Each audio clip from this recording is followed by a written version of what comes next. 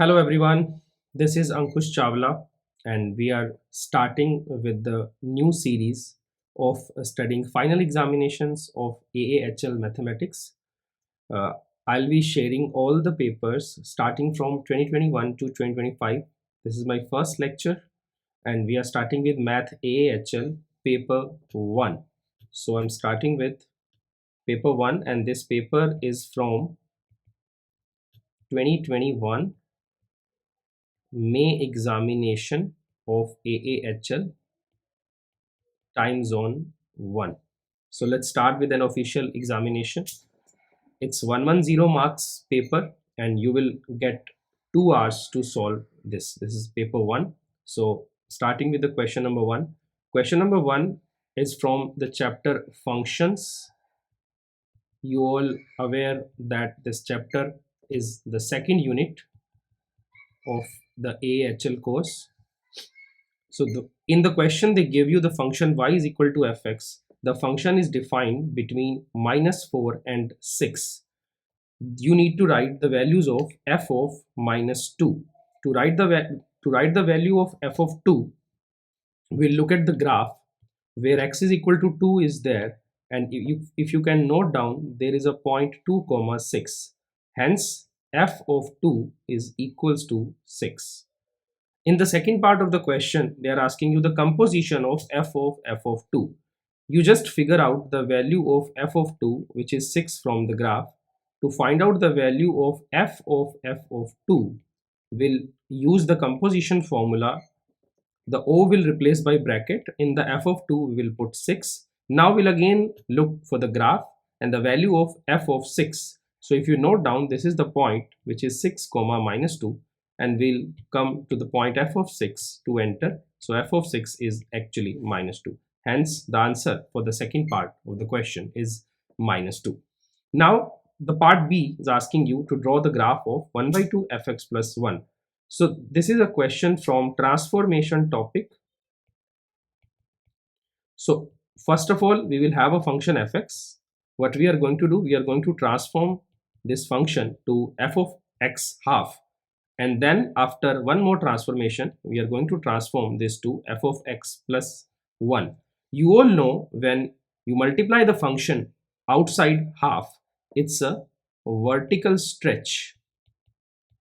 It's a vertical stretch by half. And when you add 1, then it's a vertical translation. Then it's a vertical translation by unit 1. By 1 unit. So now if we one by one, if we try to transform the points, like for example, if you see, you have the point, you have the line y is equal to 4. So the line y is equal to 4, where we can transform the line y is equal to 4. If you make it half, it will be 2, and then if you add 1, then it will be y equal to 3. This is when you multiply y value by half, and this when you add 1. So we'll get a new line, that is y is equal to 3. So somewhere here. Okay, now let's talk about the maximum point. The maximum point is 2 comma 6. If you transform the y value, you multiplied it by half and you will get 2 comma 3. Then if you add 1, so you will get 2 comma 4. Hence the new point shifted to 2 comma 4. So we get a point 2 comma 4. Then one more point, let's say 4 comma 4. So 4 comma 4, if you half the value of y, you will get 4 comma 2, and if you add 1, so you will get 4 comma 3. So the new point, that is 4 comma, the new point is that 4 comma 3. So we'll get a graph like that. Now the last point I'm going to transform, which is 6 comma -2. If you half the y value, you will get 6 comma -1, and if you add 1, you'll get 6 comma 0. So the new point is here. So that's the final graph of the function y is equal to fx, and that's the answer for the part B. Okay, so moving down to the next question. Second question is from the algebra section. The topic is sequences. In sequences, it's a particular question from arithmetic sequence. So let's see, consider an arithmetic sequence where U8 is equal to S8 is equal to 8. So they give you eighth term of the sequence is 8. We all know from the formula booklet we have a formula for nth term of arithmetic. What's the formula for nth term of arithmetic sequence? We all know that formula. Nth term of arithmetic is un is equal to u1 plus n minus 1 into d. If I'll apply this formula to u8, I'll get an equation. What's the equation I will get? Equation I will get as u1 plus 7d equals to 8. We'll name this equation as a equation number 1 because from here we are not getting anything. We just get an equation. Okay, so now next, in the same question they have mentioned that S8 is equal to 8. Now what is the meaning of Sn? Let's look for the meaning of Sn. Sn stands for sum of first n terms. Sn stands for sum of first n terms of arithmetic sequence of arithmetic. So if I write the formula, it's Sn is equal to n by 2 bracket 2u1 plus n minus 1 into d. So let's apply this formula to the S8 because the number of terms are 8. So it's 8 over 2, 2u1 plus 8 minus 1 is a 7 times d equals to 8. So from here, if you cancel this 8 and 8, so it's 2u1 plus 7d equals to 2. So we have these two equations. Now we need to solve these two equations for the u1 and d, and that's actually, if you see the question which is asked. So now let's solve these two equations. So I'm writing here u1 plus 7d equals to 8, 2u1 plus 7d equals to 2. When you're going to use the simultaneous equation, it's a paper 1. So let's subtract them. Subtract. So if you subtract the equations, you will get minus 2u1 equals to 6 because 7d and 7d got cancelled. So we get u1 is equals to minus 6. You have two equations. Let's say this is equation number A and let's say this is equation number B. Either in equation B or in equation A, you can substitute the value of u1 to get the value of D. So if you substitute u1 in equation number A, so which is minus 6 plus 7d equals to 8. So 7d equals to 14. So D is equals to 2. That's the final answer. So answer for this question is u1 is minus 6. u1 is minus 6 and common difference is 2. That's the final answer. So we are done with the question number 2. The next question is from the statistics portion. It's basic statistics, and from the statistics portion this is a question of box and whisker plot. Box and whisker plot. Let's see what's the question. Question is, a research student weighted lizard eggs in grams and recorded the result. The following box and whisker diagram shows a summary of the result where L and U are lower and upper quartiles respectively. So they have given us the values of L and they have given us the values of the U. So interquartile range is 20 gram. I hope you all know that the interquartile range is actually Q3 minus Q1, where Q3 stands for, where Q3 is upper quartile, where Q3 is upper quartile and Q1 is lower quartile. So according to question, the upper quartile is this value and lower quartile is this value. So now in this question we have, this is U and this is L. Now interquartile range which is given in the question, that's 20 gram. U minus L is equal to 20 gram. We need to find out the minimum possible, and there are no outliers in the result. If there are no outliers in the result, if there are no outliers in the result, it means, if there are no outliers in the result, it means 75 we have the maximum value. The maximum value is 75 and the minimum value is 10. That's also given in the question. Okay, so now let's look for the minimum possible value of the u, because we have a formula for the outlier. What's the formula of the outlier? There are two formulas of the outlier. One is Q3 plus 1.5 times IQR, and the other formula is Q1 minus 1.5 times IQR. Sorry, the formula is Q3 plus 1.5 times IQR and Q1 minus 1.5 times IQR. Now, if I'll apply this formula, so you can see Q3, which is U plus 1.5 times 20. Now, this value is either greater than 75 or equal to 75.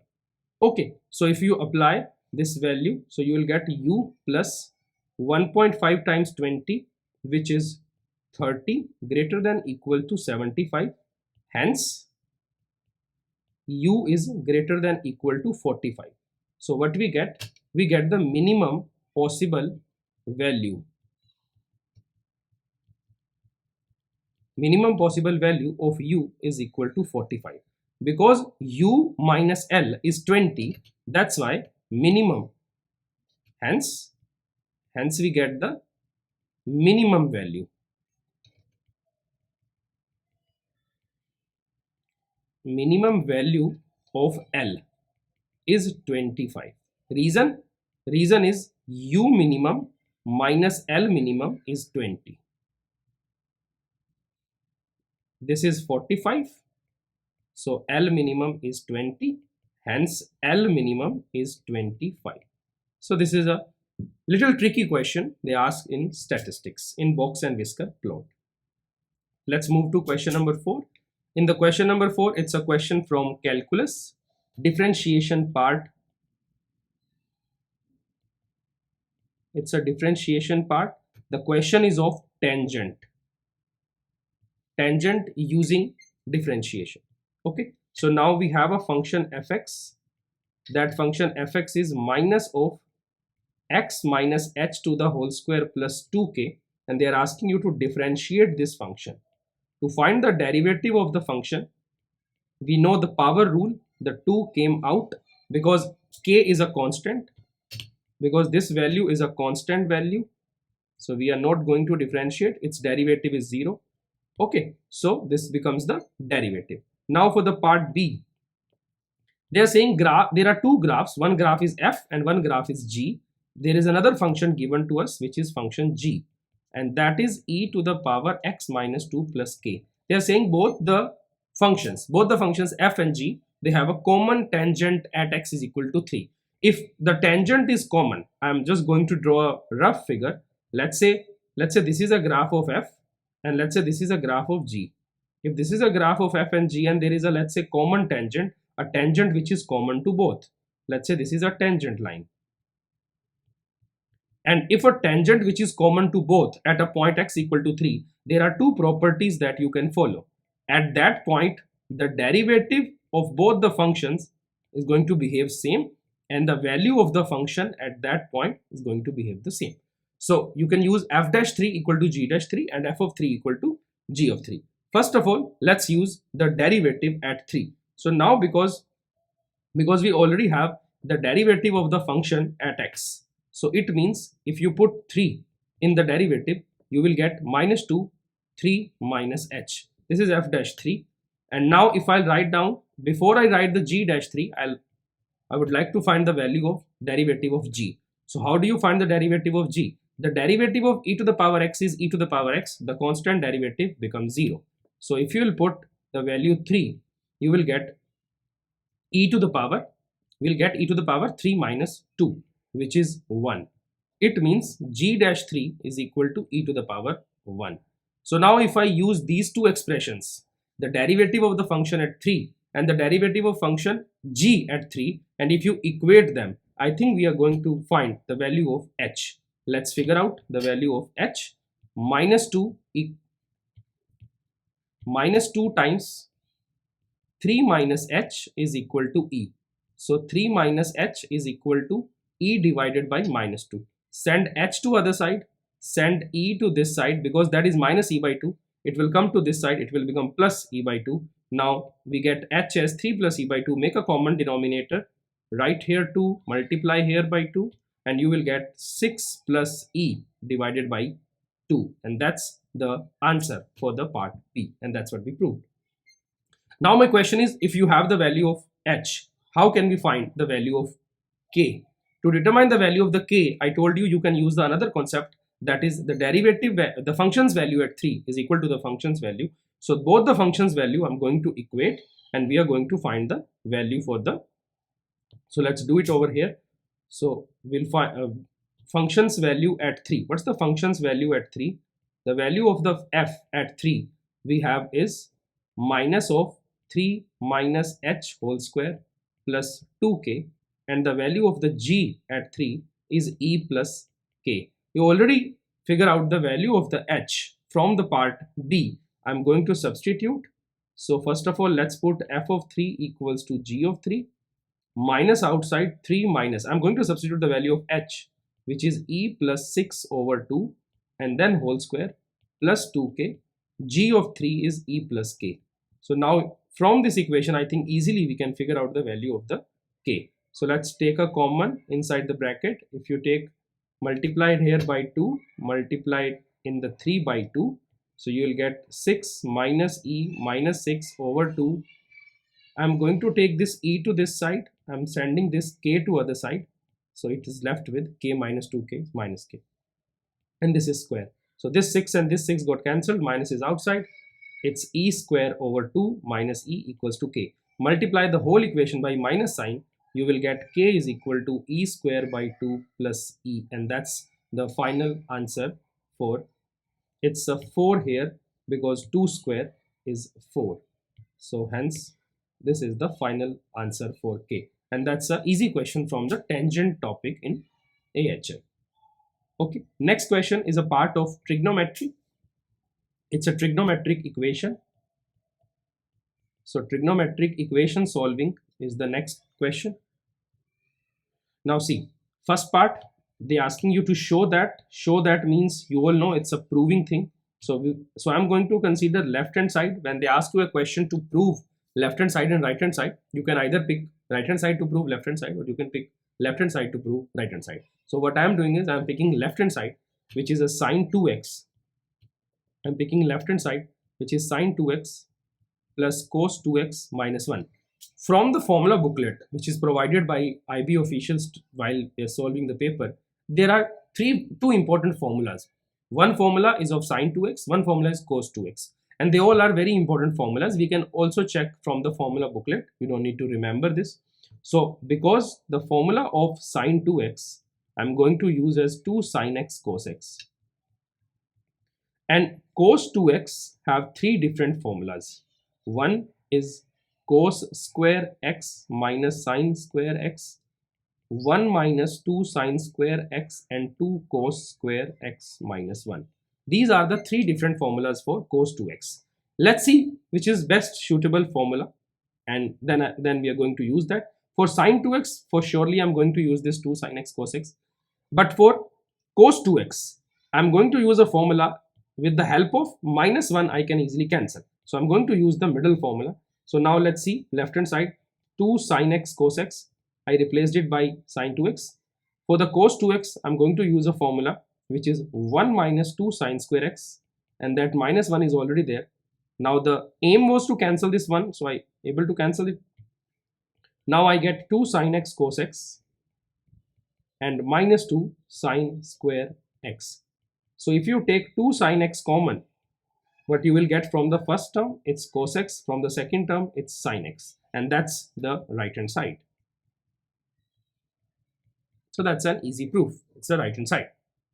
Okay, so but to solve the part B, now part B is a equation solving. We need to solve this equation. Now what I'm going to do, the sine x plus cos 2x minus 1, this value I'm going to replace from here. So if I'll replace that value here, so what is the equation to solve? The equation to solve is 2 sine x. outside is cos x minus sin x, now plus cos x minus sin x, and this part is equals to 0, and I need to solve all the values between 0 to 2 pi. Between 0 to 2 pi means I can use a one complete circle to solve such a equation. Now let's see how can I solve this. From the whole equation, I'm going to take common, and that common is cos minus sine. If I'll take it as a common as a factor, now sin x plus 1 is a remaining thing. So one thing that you get is cos x minus sin x equals to 0, or other is sin x plus 1 equals to 0. I hope it's clear till now. So if you equate, cos x is equal to sin x and sin x is equals to minus 1. From here, you will get tan x is equal to 1. Why tan x is equal to 1? Because if I send cos x to the division, you will get sin by cos is equal to 1. So you will get tan x is equal to 1 and sin x is equal to minus 1. Now here the basic trigonometry, the basic unit circle is going to apply. Because tan x is equal to 1, then x is equal to pi by 4. That's a 45 degree where the tan x is a value 1. But in between 0 to 2 pi, it's a third quadrant also I can take where tan behaves the same. So the other answer is pi plus pi by 4. So x is equal to pi by 4 and 5 pi by 4. These are the two values from the tan. Where is sine minus 1? So I hope you all aware of the sin x function graph between 0 to pi. Between 0 to 2 pi, the sin x behaves like that, and minus 1, it's at only one point. At only one point it gives you the minus 1, which is 3 pi by 2. Okay, sine pi by 2 is 1.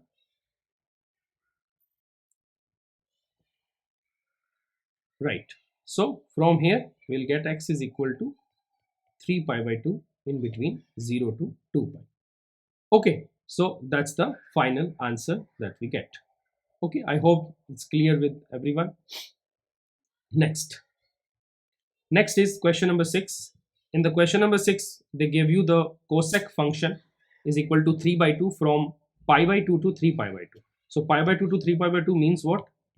Pi by 2 to 3 pi by 2 means from the first quadrant, from the this pi by 2 up to 3 pi by 2. So you can only use either second quadrant or third quadrant. Again, a question from trigonometry, but the endpoints are not included.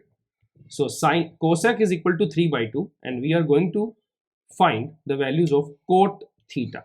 So a very basic identity I'm going to use here. That identity is 1 plus cot square theta is equal to cosec square theta. So if you put the value of cosec square, you will get 9 over 4. So we'll get the value of cot square theta, which is 9 over 4 minus 1, and cot square theta we get as 5 over 4. So from here we have two choices on cot theta. One is under root 5 over 4, or other is minus under root 5 over 4. How do I know which value to be chosen? Because cot theta in second and in third quadrant, so it can be, but actually if you see, cosec theta is 3 by 2, because cosec theta is 3 by 2, which is a positive value. And I hope you all know that in the second quadrant, sine function and cosec function, they behave positive. So that's why theta belongs to second quadrant only. It's given that theta can go to second to third, but according to the value of the cosec, which is positive, it's only in the second quadrant. So that's why we are going to put a negative value. So cot theta is negative under root 5 by 4. As an answer, you guys can also submit minus root 5 divided by 2. That's the final answer for question number 6. Okay, question number 7. Now for question number 7, it's a question from the topic complex numbers. Complex numbers topic, and the topic is polynomial roots. So let's understand what's the, they gave you a quartic equation. Quartic means degree 4. It's a quartic equation degree 4. So z to the power 4 plus 4z cube plus 8z square plus 80z plus 400 equal to 0. This is a quartic equation given to us, and there are two roots given. One root is a plus bi, let's say this is z1, and another root is b plus ai, that's z2. But this is quartic equation and it's a complex equation, so there are four possible roots, so we are looking for other two roots. And there is a theorem in polynomial which says that if a plus bi is a root, then other root is always its conjugate. So I'm taking the third root as a minus bi, and I'm taking the fourth root as b minus ai. So now we are able to get the four roots of the above equation. We can easily apply the formula of the sum of the roots, that's called Vieta's formula.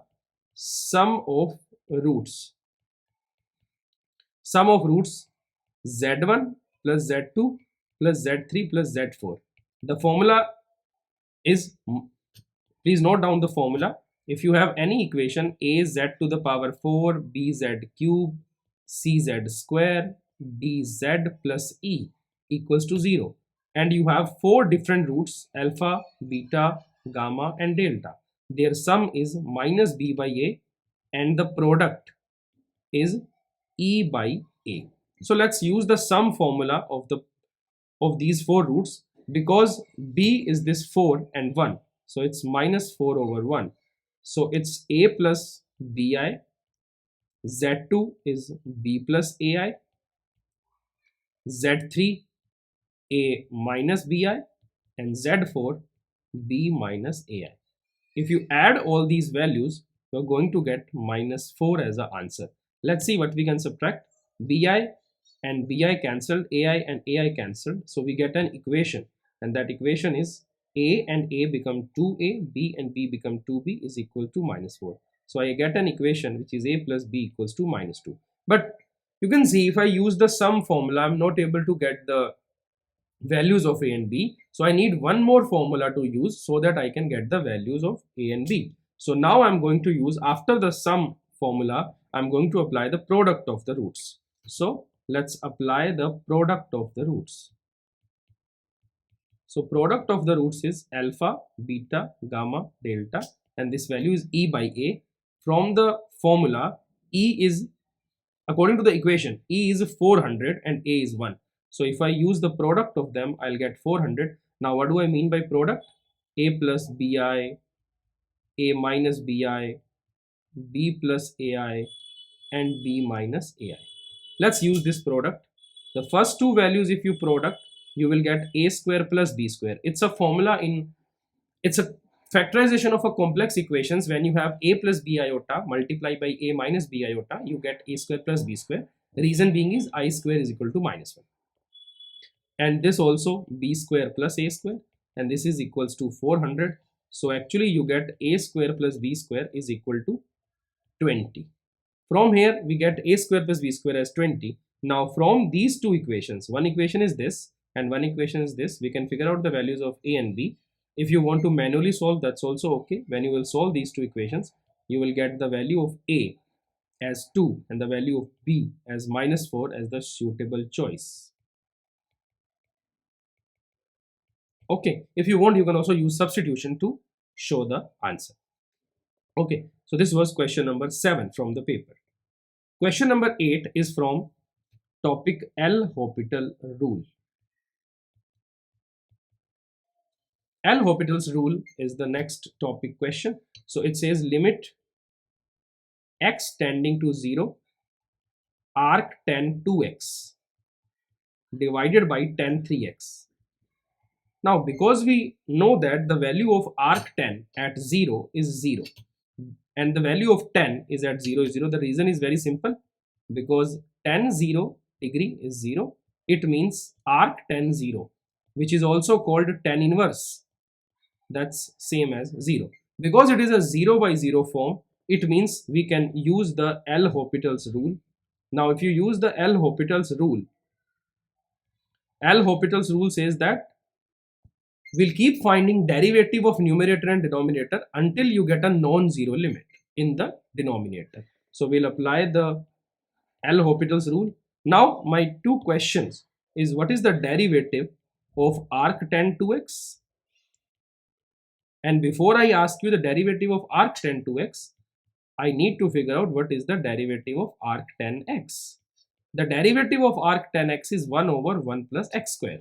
It means the derivative of arc tan 2x is 1 over 1 plus 2x to the whole square, also multiply by 2 by the chain rule. So it is basically 2 over 1 plus 4x square. Now the derivative of tan x is the next choice to enter. What is the derivative of tan x? The derivative of tan x is secant square x. It's a sec function which is a reciprocal of cos. So that's why it's secant square x. But I need to figure out the derivative of tan 3x. That's secant square 3x multiplied by 3. So now again let's put the value as 0 in the limit. If you put 0 in the limit, we'll get 2 upon 1 plus 4 times 0 divided by 3 times secant square 0. We all know that the value of sec 0 degree is just 1. So this is 1. Hence the answer is 2 by 3. So you will get maximum marks to solve this, to show this working. So we'll get the answer as 2 over 3. Okay. So this is it for today. I have solved 8 questions from the year 2021 AAHL examination of math. Thank you so much. I'll see you in the next video.